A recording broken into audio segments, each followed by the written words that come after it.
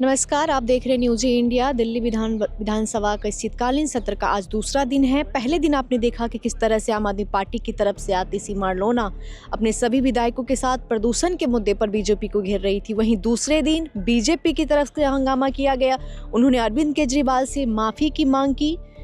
दिल्ली के जो मंत्री हैं आशीष सूद, उन्होंने केजरीवाल को चिट्ठी लिखी है जिसमें उन्होंने कहा है कि आपके तरफ से जो झूठा बयान दिया गया कि जो दिल्ली के शिक्षक हैं वो उनको बीजेपी गवर्नमेंट कुत्तों के जनगणना करने पे लगवाएगी, इसे लेकर के माफ़ी मांगी जाए।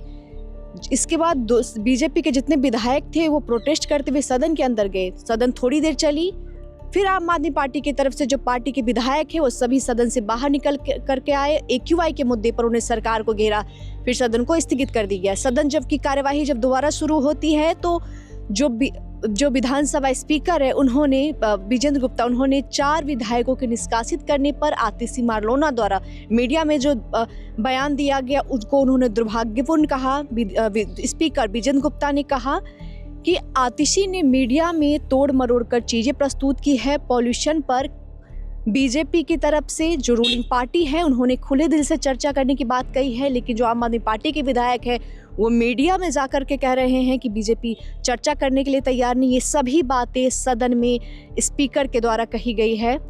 साथ ही उन्होंने आतिशी जो पूर्व CM है, वर्तमान में दिल्ली विधानसभा की नेता विपक्ष है, उनके बयान को स्पीकर के द्वारा गैर जिम्मेदाराना बताया गया।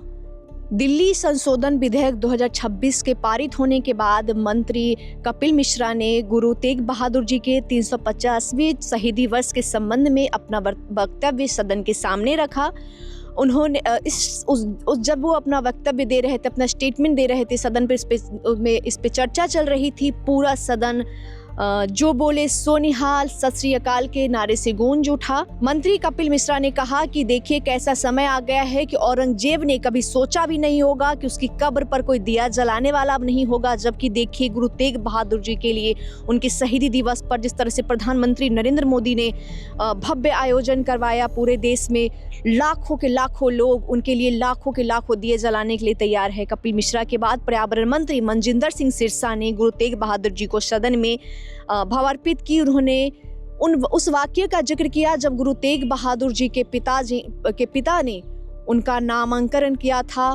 औरंगजेब को लेकर के, बाबर को लेकर के सदन में बातें की गई कि किस तरह से जो पुरानी गवर्नमेंट है उन्होंने किताबों में औरंगजेब का जिक्र किया, बाबर के बारे में पढ़ाया, जहांगीर के बारे में पढ़ाया, लेकिन जो भारत के लोग हैं वो गुरु तेग बहादुर जी के बारे में नहीं पढ़ पाए, साहिबजादे के बारे में नहीं पढ़ पाए, गुरु गोविंद सिंह के बारे में पढ़ना शुरू कर दिए हैं। गुरु तेग बहादुर जी ने जो त्याग दिया, जो बलिदान दिया, सबके बारे में पढ़ना शुरू किया है। तो इस तरह से आपने देखा कि सदन की कार्यवाही दूसरे दिन भी इस तरह से चली। अब तीसरे दिन क्या होगा, इसके लिए आप सभी बने रहिए न्यूज़ इंडिया के साथ। कैमरा पर्सन रॉबिन कश्यप के साथ मैं पूजा ठाकुर, न्यूज़ इंडिया।